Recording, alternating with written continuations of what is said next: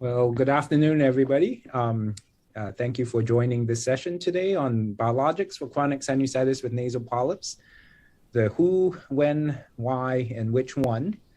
Let's see. I'm a associate professor of otolaryngology. I'm a ENT physician. I also have a joint appointment in our medicine department in allergy immunology, and I'm at the Northwestern University Feinberg School of Medicine. These are my disclosures. Today, what I wanted to do was to go over, a overall understanding of chronic rhinosinusitis with nasal polyps, its manifestation on both physical nasal symptoms as well as extranasal aspects of the disease, as well as its psychosocial impact.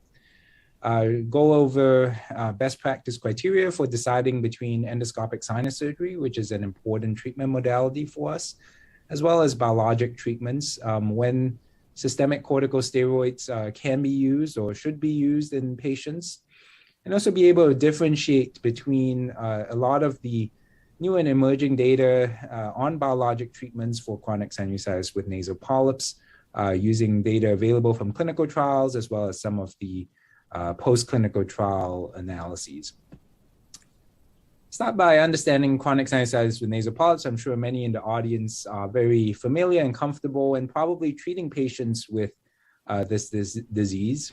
Certainly, when we think of chronic sinusitis with nasal polyps, we think of the direct nasal symptoms, and those I'm sure all otolaryngologists are familiar with. However, it's also important to understand that patients with nasal polyps have disease manifestations beyond just nasal symptoms. Certainly, there are those that we think of as proximal, which are perhaps directly related to the nasal symptoms. And these are related to their sleep impacts on physical functioning and daily living. Certainly, a significant impact on sleep and tiredness, fatigue.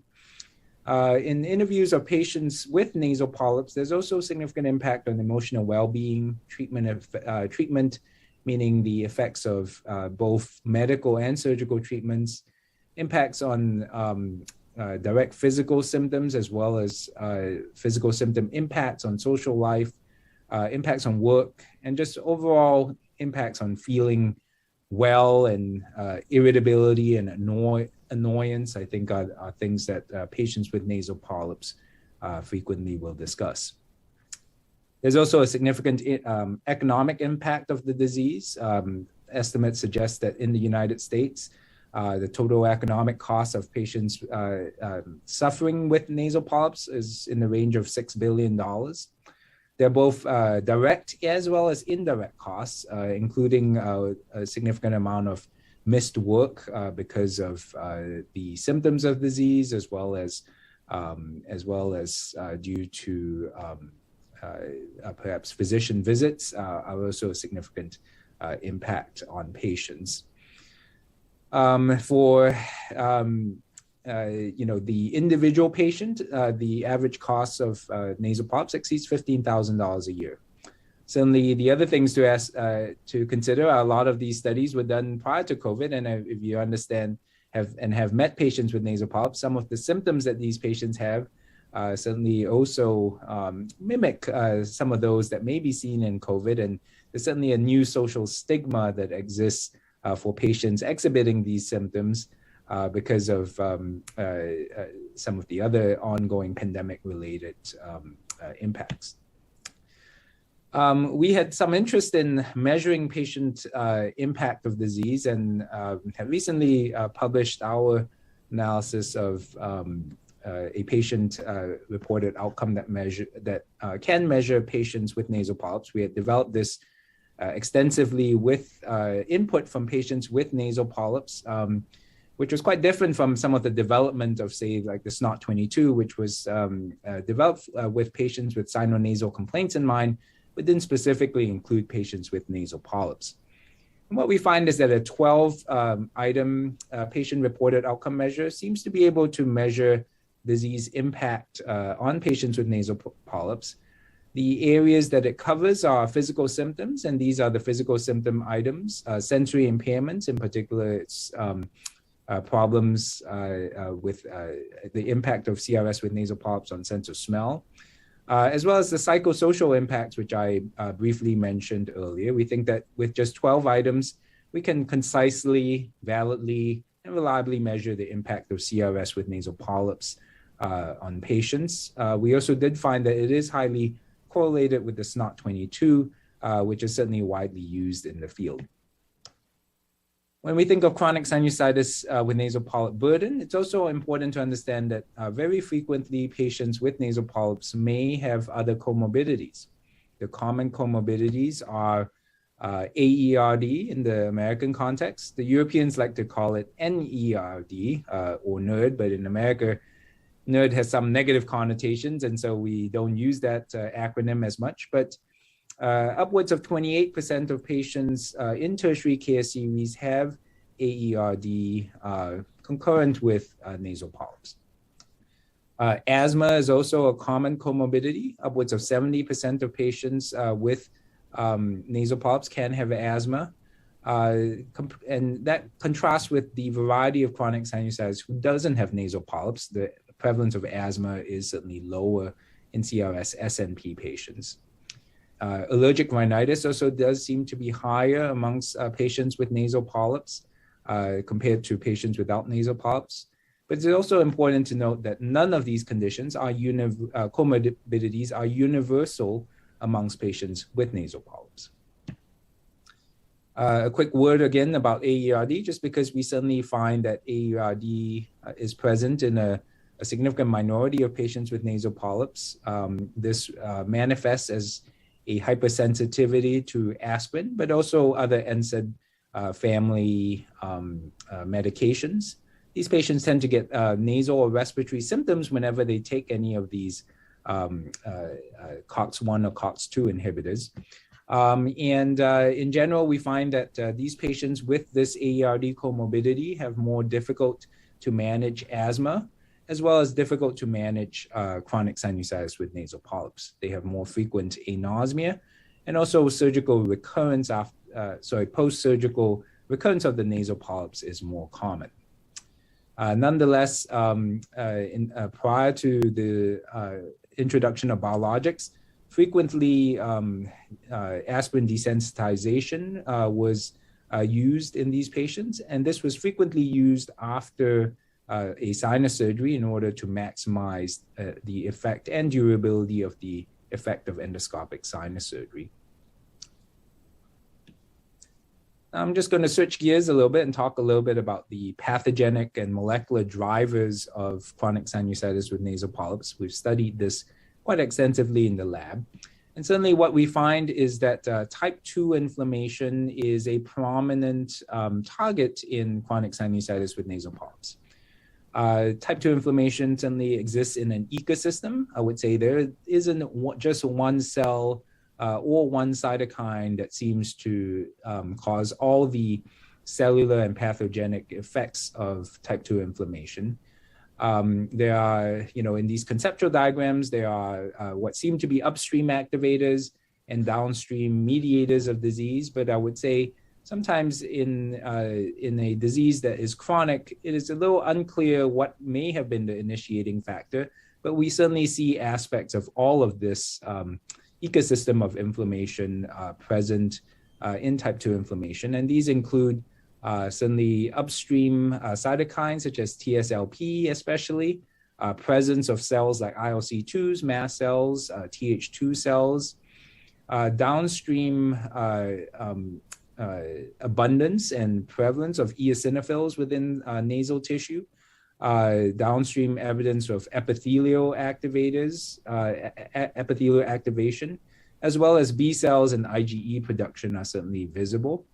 We think a lot of these may be related to these key type 2 cytokines, which I'll mention again later, IL-5, IL-4, and IL-13. IL-4 and 13 frequently mentioned in the same breath because they share one subunit of the receptor. Is it common to both these cytokines? And thus, it is thought that both these cytokines mediate many of these downstream activities.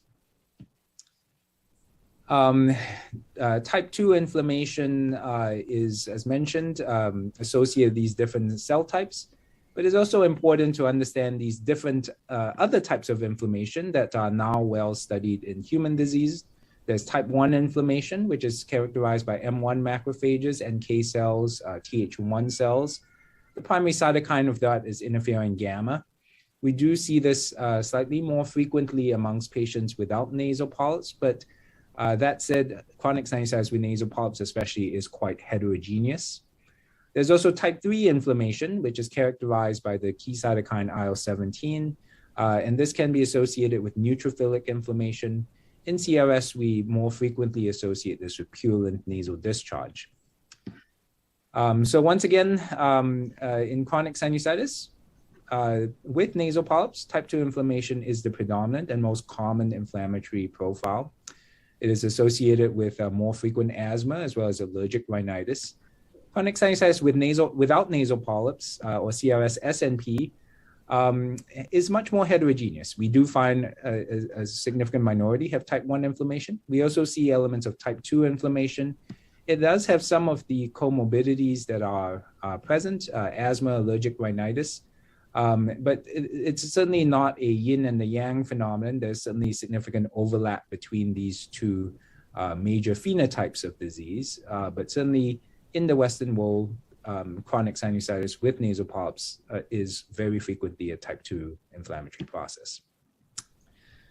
We have done some analysis in our larger lab group to look at ways that you can perhaps try and identify these different endotypes. We do find that smell loss is more frequent amongst the patients with the type 2 endotype. The headache or migraine does seem to be less frequent. Presence of pus, as mentioned, is more frequent with the type 3 endotype of disease. So now switching back to a more patient-centric view. The hypothetical patient is Alex. He's a 41-year-old male patient. And he has a history of chronic congestion and facial pain. He reports characteristic symptoms of postnasal drip, inability to smell, effects on sleep. He's been using a over-the-counter nasal steroid spray as indicated for 1 year. He has a prescription for inhaled corticosteroids because of that he has been using on and off, but is not having much relief with it. And when on your endoscopy, you find presence of nasal polyps. So the question is, at the moment, given that history, how would you treat Alex? And these are the responses. You can go ahead and start filling your responses in.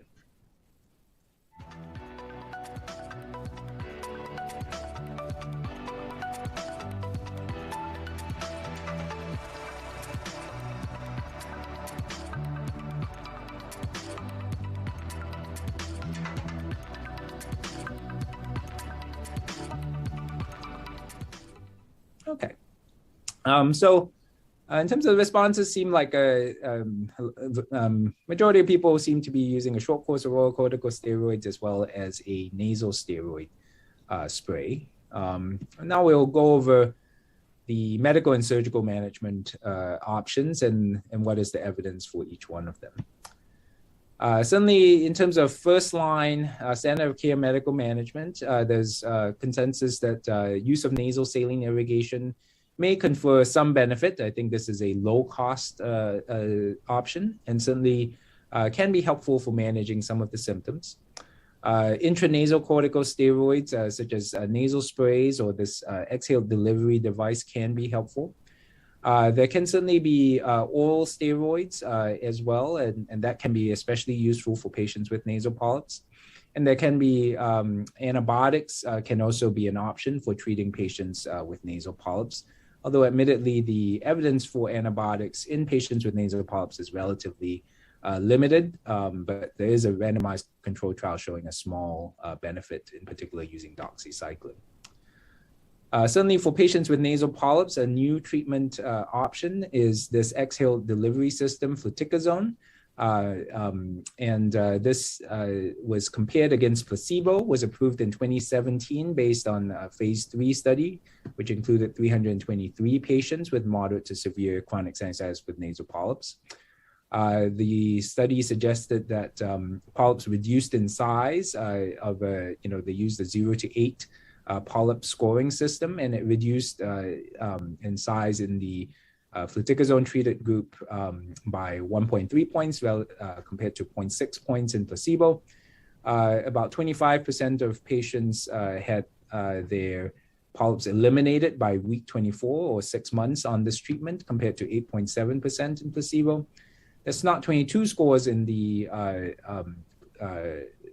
exhale delivery device treated group went down by 21 points, and using a surrogate endpoint for need for surgery was reduced by 62%. And so I would say certainly for patients who are pre-surgery, I think this can be a delivery mechanism that reduces symptoms, polyp size, and potentially need for surgery. And I do think that this does play a prominent role in the first-line treatment of patients with nasal polyps. Oral corticosteroids have also been used quite in a widespread manner for treating patients with nasal polyps.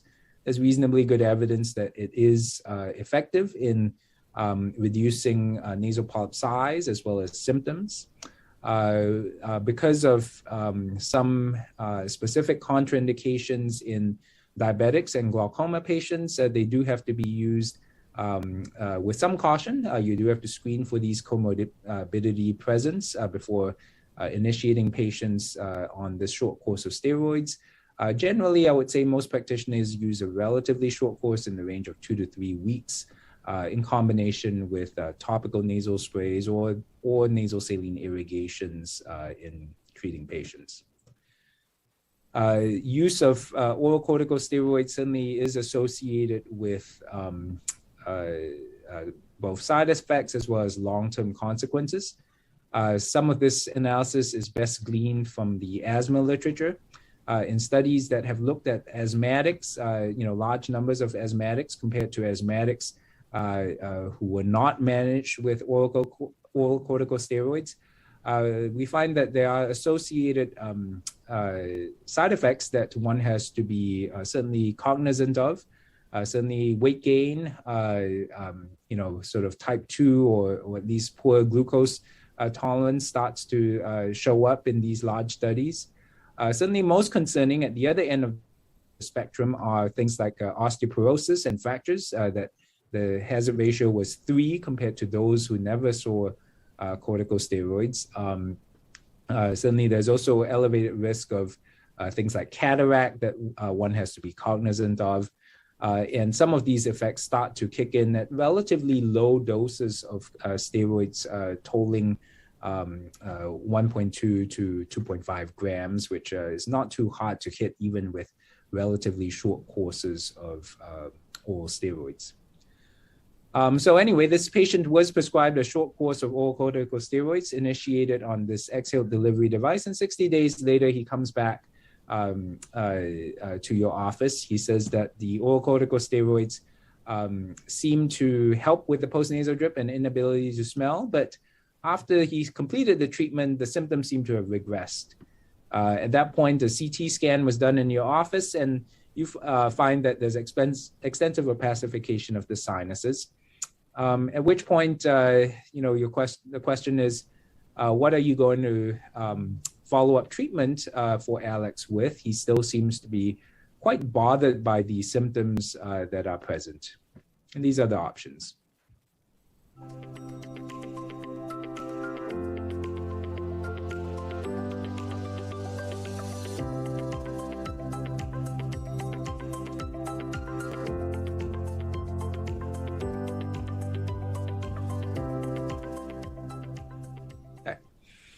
So some are choosing endoscopic sinus surgery, some are choosing a biologic.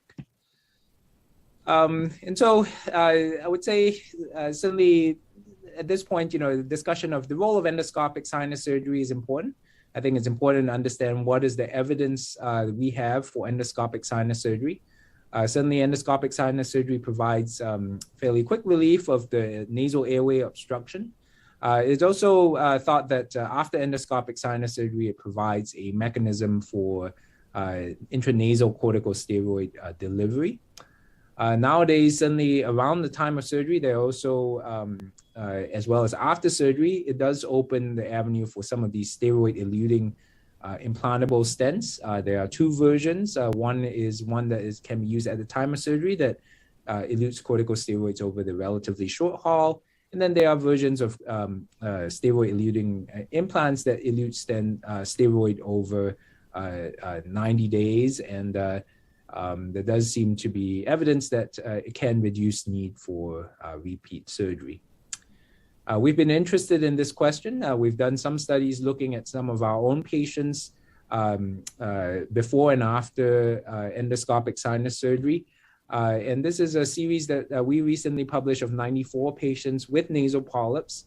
And we looked at radiographic severity and SNOT-22 measured severity before and after endoscopic sinus surgery. And what we find is that radiographic severity is measured by this modified Lund-Mackay score. Even 3 years after sinus surgery was still reduced, going from almost the radiographic severity average burden was about a third of what it was 3 years after sinus surgery. And the SNOT-22 scores, even 3 years after endoscopic sinus surgery, was still reduced by about half. Interestingly, there's been a very recent randomized controlled trial that done in the Netherlands, where they randomized patients who were eligible for endoscopic sinus surgery to endoscopic sinus surgery or continuing medical therapy, which comprised of oral corticosteroids as well as intranasal corticosteroids. Both groups were fairly similar in terms of their Lund-Mackay scores at baseline, as well as their SNOT-22 scores. And these were the results of their study. They found that endoscopic sinus surgery, represented by the green group, plus medical therapy, those patients had, at 3 months, quite rapid improvement in their symptoms. Interestingly, however, when measured at 12 months, the patients who were just medically managed did seem to approach the improvement seen in the patients who had the endoscopic sinus surgery.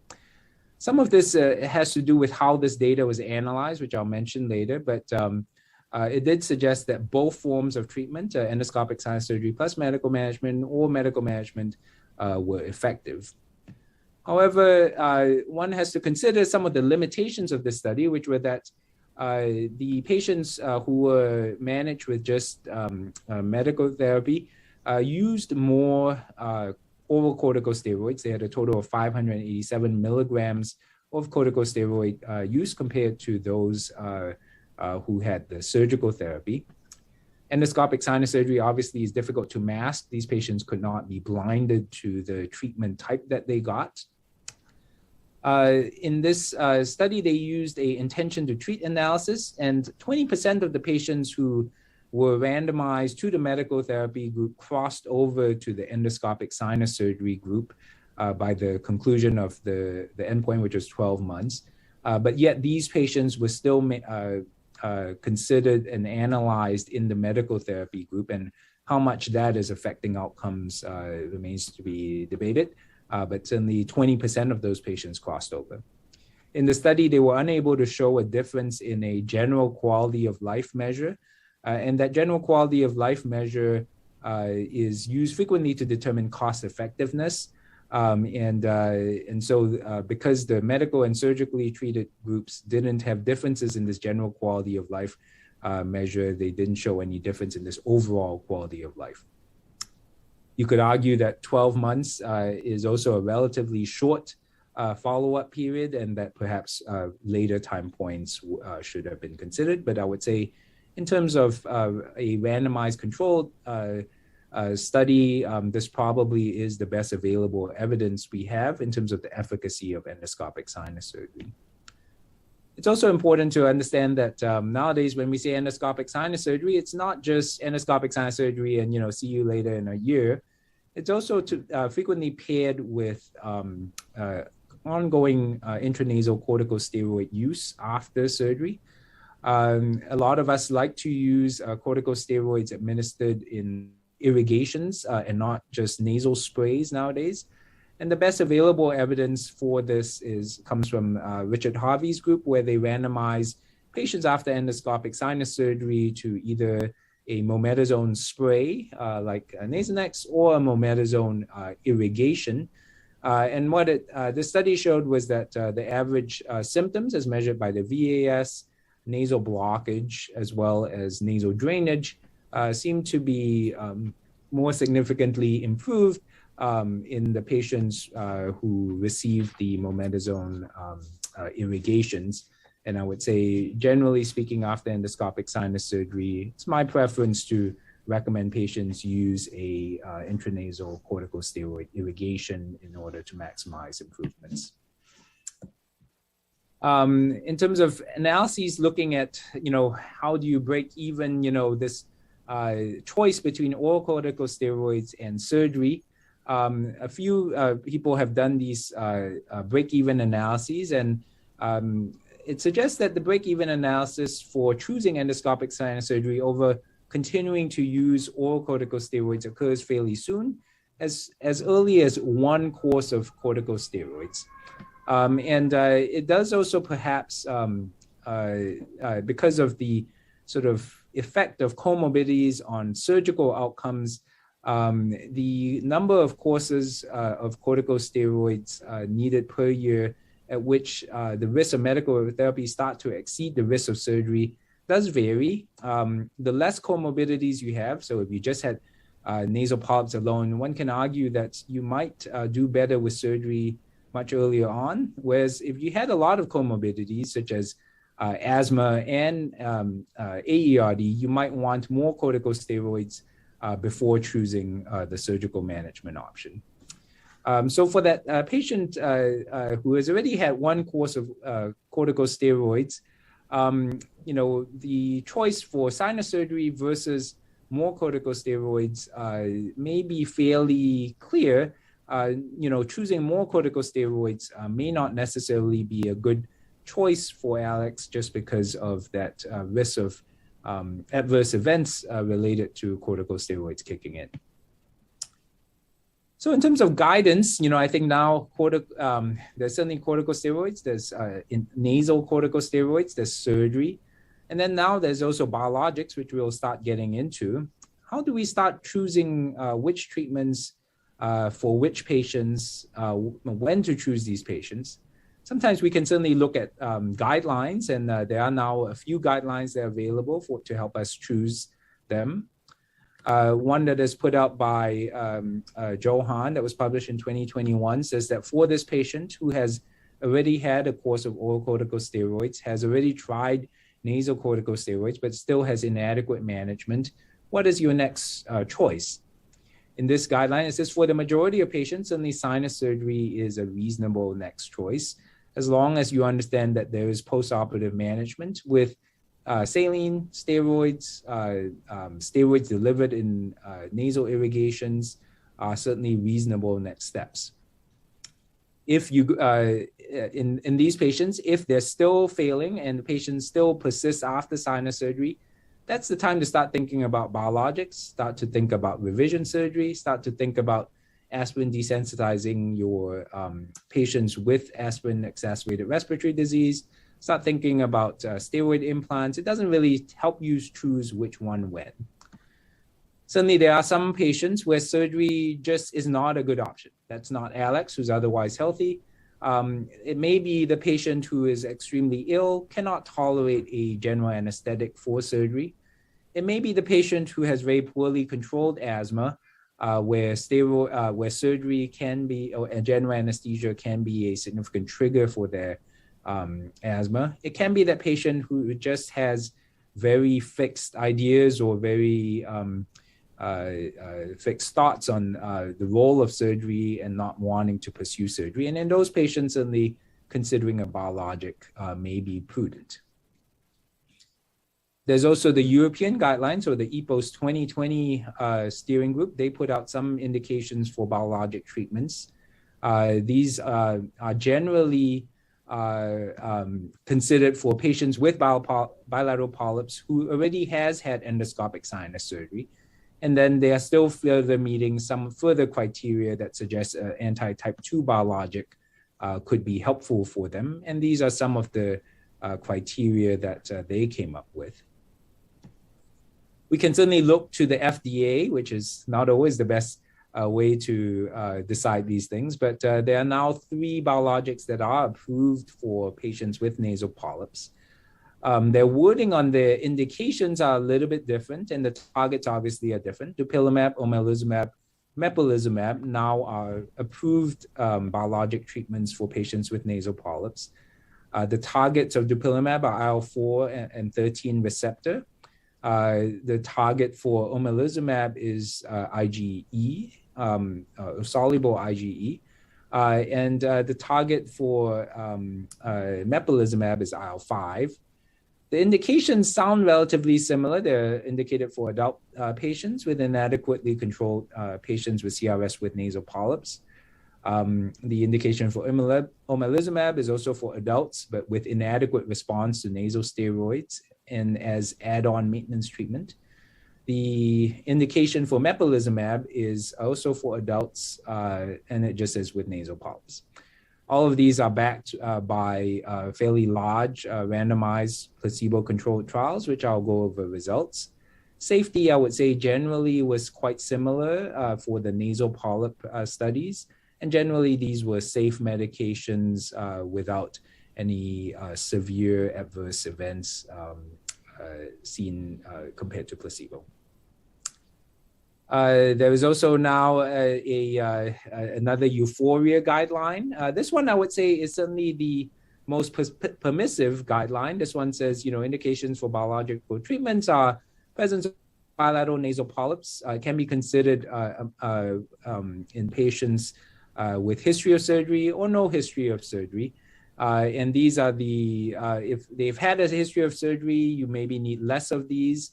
If they've had no history of surgery, you need more of these. But I would say, if you look at this list, these are frequently, almost always present in the patients with severe nasal polyps. And I would say, I'm not sure this list to me helps you choose a biologic over sinus surgery, for example. So putting it all together, there's different consensus guidelines. There's the FDA criteria, which I would say are fairly permissive for patients with nasal polyps. For Alex, what is the best treatment choice? If you use Johan's multidisciplinary consensus, I would say Alex is a candidate for surgery based on his profile, but perhaps if he has either poorly controlled asthma or declined surgery, you can consider a biologic. The euphoria guidelines, would say that he has a lot of the symptoms being present. Even though he is surgery naive, you could consider a biologic. EPOS says, you should probably consider surgery before considering a biologic. At the end of the day, I'd say clinical judgment, shared decision-making with patients should be always employed and help patients choose what is the best next choice for them.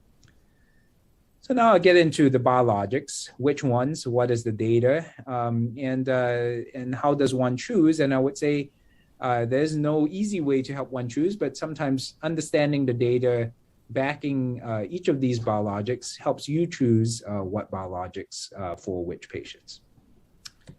Dupilumab was the first of the biologics that was approved for treatment of patients with nasal polyps. The key endpoints they used for these studies were nasal polyp score, as mentioned, that 0 to 8 score, 8 being worse. They ran them in 2 studies. One was a 24-week study, one was a 52-week study.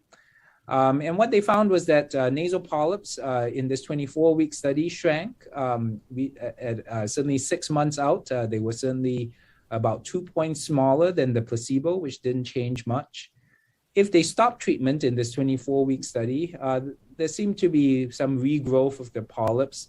And the patients who, at the end of the 52 weeks, the polyps had grown certainly relative to when they ended dupilumab treatment. Similar things were seen with the nasal congestion score. There was some recurrence of the nasal congestion by 52 weeks in the patients who stopped treatment. In the 52-week study where they didn't stop treatment, you can see that the improvements in polyp size as well as nasal congestion were seen throughout the duration of the study. They also did some analysis looking at a Cox proportional hazards model, looking at the number of patients who either had to undergo sinus surgery or needed another course of oral corticosteroids. And what you see is the dupilumab-treated patients in green had much lower need for oral steroids or had a need for endoscopic sinus surgery compared to the placebo treated group of patients. Some interesting sub-analysis has been done looking at the patient's history of surgery prior to enrollment in this clinical trial and looking at whether or not dupilumab would improve their polyp score as well as nasal congestion score. And what it showed is that regardless of the number of prior surgeries these patients had prior to their enrollment in the clinical trial, all of those patients seem to do better with dupilumab than placebo. There was some interesting analysis in this analysis that Claire Hopkins did, where the patients who had their most recent surgery not too long ago, in this case 3 years or 3 to 5 years, seemed to do better with dupilumab than the ones who had their last surgery being many years ago, greater than 5 or greater than 10 years, for example. It may have something to do perhaps with the recency of the polyps and maybe some of the remodeling changes and the durability of them. It seems to suggest that dupilumab, if applied in that post-surgical recurrence that's earlier, may seem to have more favorable outcomes than the ones who have had their sinus surgery a very long time ago. Switching gears now to the data that supports omalizumab. Omalizumab is the anti-IgE monoclonal antibody. And the way they ran the studies was they had a on-drug treatment followed by a open label period where they everybody went on drug and then they went off drug and looked at the treatment. And they also looked at nasal polyp score as well as nasal congestion score. And what they found is that on the patients who were started on omalizumab, there was some fairly rapid improvement in polyp size, decreasing the polyp size by 1 point, whereas those on placebo didn't really have it. When they went on label and they were put on omalizumab, they saw this shrinkage of the polyps. And then when patients went off these drugs, you could see that there was some recurrence of nasal polyps as well as their congestion. In omalizumab efficacy, they did also look at some other endpoints. They looked at number of patients who hit the MCID, as well as number of reduction in need for surgery as defined by these criteria. And what they found was that similar to dupilumab, there was also a reduction in need for sinus surgery, reduction in so greater proportion of patients hitting this MCID in both this Polyp 1 and Polyp 2 studies. Mepolizumab, which was the third drug that was also approved for CRS with nasal polyps, they presented data, and this was the most recent approved medication. And what they found was that compared to the placebo, there were a greater number of patients who had a 1, 2, 3, and 4 point improvement in their nasal polyp score. Similarly, there were a greater proportion of patients on the mepolizumab treated group, which is represented by these blue bars, hitting the improvement in VAS scores compared to the placebo-treated group. It should be noted that the shrinkage in polyp size was smaller, only a negative 0.73 improvement over placebo. There is also evidence that use of mepolizumab seems to reduce need for sinus surgery and shown in this blue bar here compared to placebo. And so I would say all three biologics do seem to improve nasal polyp size, nasal congestion scores, as well as direct need for sinus surgery or surrogate endpoints. As mentioned, there are now three biologics. One has to choose. There are now some small analyses which have tried to put these studies on relatively similar playing grounds. Admittedly, the inclusion criteria for all three biologic studies was relatively similar. The endpoints measured in these three studies was similar. There are some subtle differences. In particular, the dupilumab and omalizumab included measures of sense of smell quite strongly, and it does seem to suggest that dupilumab does seem to have disproportionate improvements in sense of smell. Quality of life improvements, you can see the data for dupilumab, omalizumab, and mepolizumab relative to placebo. In terms of the effect on reducing need for surgery, here, smaller number is better. You can see that dupilumab compared reduction in need for oral corticosteroids, reduction in adverse events. You can see that dupilumab, especially in regard to reduction in need for surgery, does seem to be improved relative to omalizumab and mepolizumab.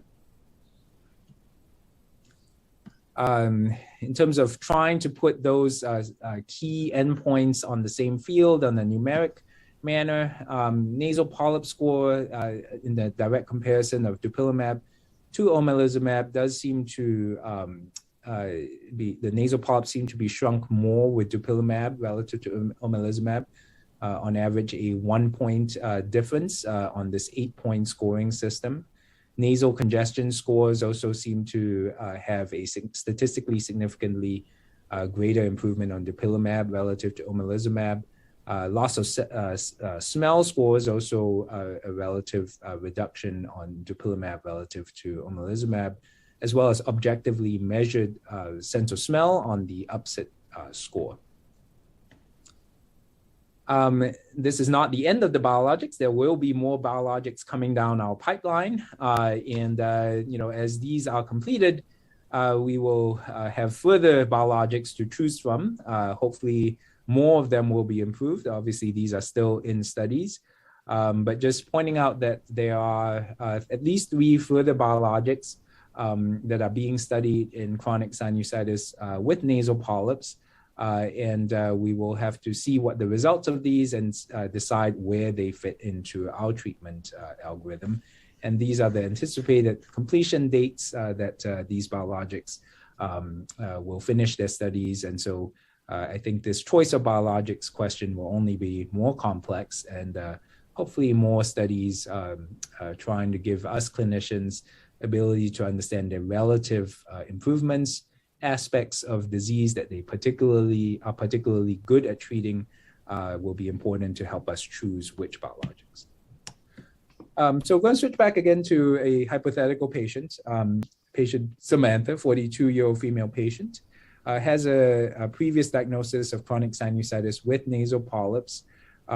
She has had previous surgery and has been using a budesonide nasal irrigation after her surgery. But she comes back to her office not too long after her sinus surgery, 9 months later, with congestion, sinus fullness, pain and headaches, inability to smell. She does have comorbidities. She has asthma. The asthma she thinks is mostly controlled. She is on a medium dose inhaled corticosteroid. She does have some breakthrough need for rescue inhaler and uses it when she's busy and running around. CT scan in the office says, she does have severe opacification of the sinuses once again. Question is, how would you treat this patient?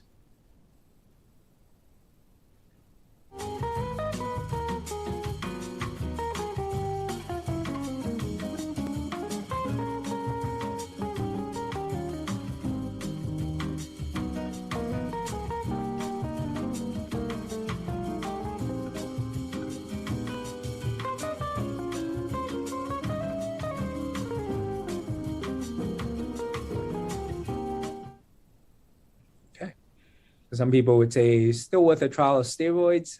Some people would offer revision sinus surgery. Some people are thinking potentially the biologic, and I think all of those are quite reasonable.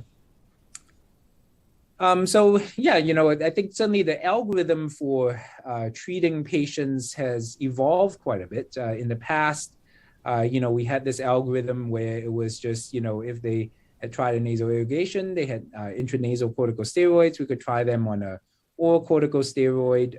And then, if that failed, they could consider endoscopic sinus surgery. And studies suggest that using just the nasal steroid, intranasal steroid, 46% of patients without the presence of biologics will end up needing sinus surgery. And I would say the second part of the loop is where it gets much more complicated. In the past, yes, these patients who failed this short treatment course would be back to being candidates for sinus surgery again. But now we've got a lot more choices. How do we begin to choose? Certainly, understanding or thinking about the patient's comorbidities is one way to choose. There have been some analyses done previously where they looked at patients just with nasal polyps. The likelihood that you would need revision surgery was a number of years was very long. So if you just had nasal polyps, analyses say that maybe you don't need another revision surgery for at least 20 years. Patients with nasal polyps and asthma, that addition of the comorbidity significantly shortened the number of years to revision surgery. And if you had asthma and this AERD, the number of years to revision surgery shrunk quite a bit. And so certainly the patients with more comorbidities, especially maybe AERD, those patients are likely to need more treatment, revision surgery again sooner. As mentioned, certainly looking at the consensus guidelines, for this same patient, if they've already had sinus surgery, you can certainly consider all these different options. She also has AERD, has asthma, but if she has aspirin sensitivity, considering aspirin desensitization might be important. Euphoria guidelines, like I say, are the most permissive. You could certainly start considering a biologic for this patient. The EPOS guidelines, because she's had sinus surgery and has a significant impairment, also are fairly favorable to considering a biologic in this patient. Certainly, at the end of the day, we can have opinions as far as what might be best for patients, but patients too have important part to play in the decision. It's important to discuss the relative advantages and disadvantages of each of these treatment options with your patients. After a failure of nasal corticosteroids, saline irrigations, and oral corticosteroid use, certainly a shared decision making between a biologic, these exhale delivery systems, as well as endoscopic sinus surgery will be important. After failure of surgical management with or without use of this corticosteroid-eluting stents, a shared decision-making between biologics, that in-office long-lasting corticosteroid stent is reasonable, or revision surgery. After failure of 2 or more surgical procedures and a corticosteroid stent, I would say biologics, repeat surgery is also reasonable. And so the more you escalate care, I would say certainly if they've never tried it, a biologic becomes certainly a reasonable option if they failed a lot of the other treatment options. Certainly, the other thing to also think about is there are comorbidities for which some of these biologics are now also indicated. And so if they have very bad asthma that's poorly controlled, if they have atopic dermatitis that's not poorly controlled, thinking about whether or not the biologic might in some ways kill 2 birds with 1 stone becomes particularly important for the patients. So, I'd say this table is helpful in helping patients decide. Sometimes it's both a understanding of how efficacious each of these treatment options is. How is it used? Some of them, some patients don't like using nasal sprays or nasal irrigations. Some patients don't like using injections. Some people don't like the idea of sinus surgery or going under general anesthesia. And all of those are important things to discuss with patients. Certainly, cost is also important, and also coverage is also very important for patients. The further to the right you go, the greater the cost of these treatments. Each of these certainly has intrinsic advantages, as well as relative symptomatic improvements. Each of these has intrinsic disadvantages. On the left, I would say these treatment options generally shrink polyps less the further to the right. Surgery and biologics, especially some biologics, shrink the polyps more. And also, I would say certain symptoms can be more treatment refractory. Smell loss, for example, is well known to be relatively difficult to treat. Certainly, there are significant improvements seen in surgery, but certain biologics do seem to improve this sense of smell disproportionately. And if, say, the patient, primary motivation for pursuing treatment is because of one symptom, understanding the relative impacts of these treatment options for the individual symptoms becomes important. So now I'm going to go into a set of questions. Which of the following is a more disease-specific questionnaire for chronic sinusitis with nasal polyps?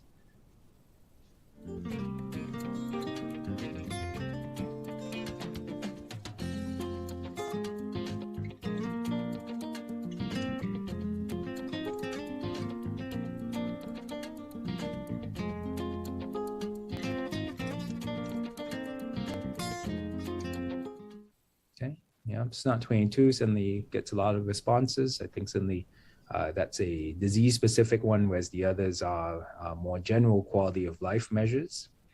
The difference between the two would be, I would say, disease-specific measures primarily do measure some of the direct symptoms in the disease, whereas the general quality of life measures reflect some of the aspects of disease that can be common to multiple chronic illnesses. According to EPOS 2020, in order to meet criteria for of systemic corticosteroids in order for consideration of biologic treatments for nasal polyps, the patient should have had at least how many courses of corticosteroids per month?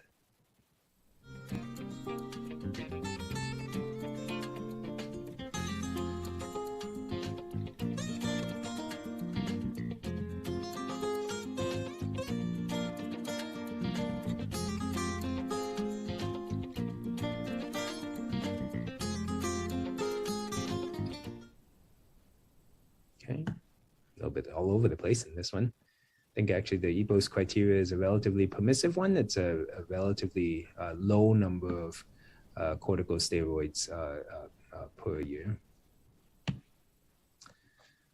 45. Next one. Tom is a 45-year-old male patient who has a diagnosis of chronic sinusitis with nasal polyps and is currently taking a medium dose course of inhaled corticosteroids for his asthma. He has been treated with the exhale delivery system fluticasone for the past 6 months and was previously on a daily nasal steroid. He's now completed a short course of oral corticosteroids after losing a sense of smell. He got his sense of smell back, but this has since faded. He started taking ibuprofen now, and he's got some wheezing and flushing in his face. He has never had sinus surgery before. Which would you say is a appropriate recommendation for this patient based on consensus guidelines?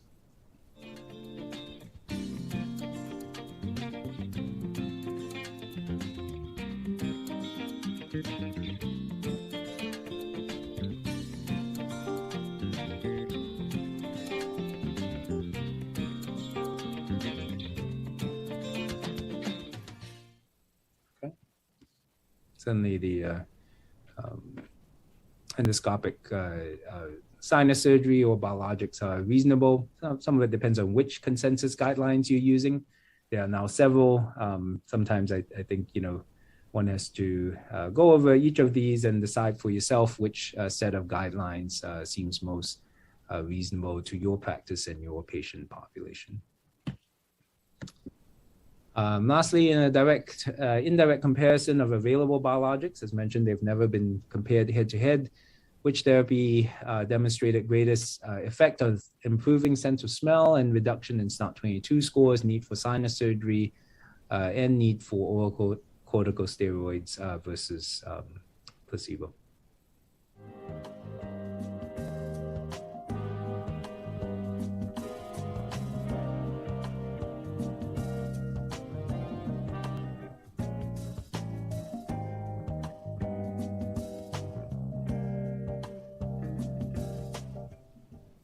Okay. Let's go back. All right. So in summary, I would say hopefully through this talk, I hope you recognize that chronic sinusitis with nasal polyps, in addition to the nasal symptoms that we commonly recognize, imparts a significant patient burden and economic burden. That you can measure health-related quality of life in general, but in general, using a disease-specific measure, the response to treatment is more sensitive. We have several disease-specific measures now available that have been validated for patients with nasal polyps. SNOT-22 certainly is widely used. As mentioned, we had developed one called the CRS Pro, which is very concise, only 12 items. There's also a new one called the Nasal Polyp Questionnaire that has 27 items that was also recently published. The adverse events of systemic corticosteroids start to outweigh their therapeutic value relatively quickly. If you consider frequency of use, dose of that you're prescribing, or if you're using it for a very long period of time, this starts to become a significant limitation of systemic corticosteroid use that one has to consider, especially if you're using it frequently, using a lot of it, or using it for a very long time. There are now several consensus guidelines that help you select when to choose surgery versus biologics or other treatments. A lot of the consensus guidelines for a surgery-naive patient do recommend sinus surgery as a treatment, early treatment option for patients who are failing use of nasal corticosteroids. But amongst patients who have failed sinus surgery, they do start to recommend consideration of biologics use. There are now 3 approved biologics in chronic sinusitis with nasal polyps. But in the absence of head-to-head trials, indirect treatment comparisons do provide us some information about relative treatment efficacy that help you choose specific biologics for individual patients. At this point, I'll ask if there are any questions and go from there.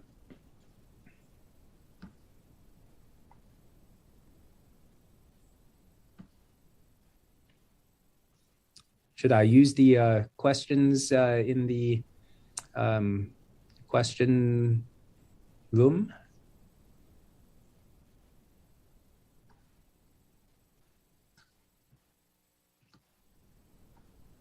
I guess I can answer that. There seem to be 3 questions. One is, could you do endoscopic sinus surgery and then start a biologic after polyp occurrence? I think that's a reasonable treatment algorithm for patients. As shown earlier, there does seem to be evidence that the biologics may be more effective if you treat the patients with the occurrence sooner rather than later. And I think that's not an unreasonable time frame. The only thing that I always wonder is certainly after endoscopic sinus surgery, many of these patients have relatively limited polyp recurrence, and how big is big enough to start a biologic is sometimes a question that I have. But I think certainly thinking about biologics in that patient who's recurring after sinus surgery is a very reasonable consideration. What is the time to relief with the biologics after starting? I think some of that data you can glean from the data. And I'd say it's relatively quick. In my experience, for many of the biologics, about 1 month after treatment, you start to notice the improvements in symptoms. And so if you look at the dupilumab data, the nasal congestion score, maybe that's saying, looking at symptoms, by about 1 month, they had already improvement. By about 8 weeks, they had most of the improvement they would eventually get. But by about 6 months, in these longer term treatments, I would say 90% of the symptom relief seems to have been attained. Likewise, if you look at the omalizumab study, by about 16 weeks or about 4 months after treatment, I'd say a lot of the symptom relief has already been achieved, but certainly by about 4 weeks, I would say patients start to notice the improvements in symptoms. As far as how many CMEs this course offers, I would say you'd have to check with the slide deck. I don't know how many CMEs we are offering.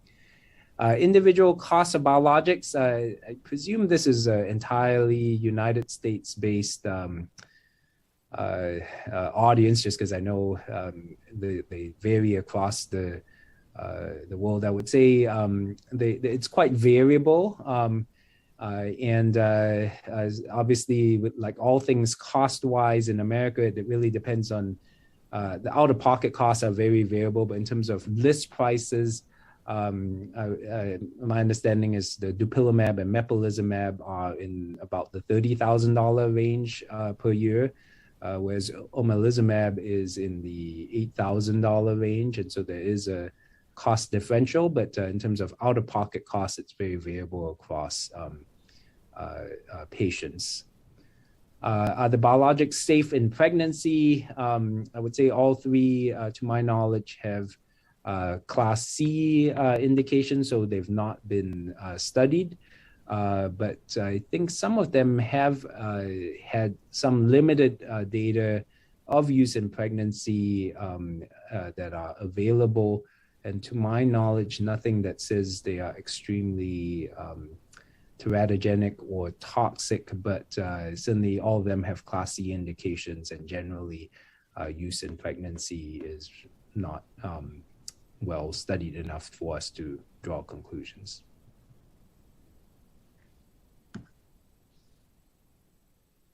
And that's, I think, the set of questions. I wanted to point you to the post test questions that help you guide you to the CME credits that you may receive for attending this event. Thank you very much.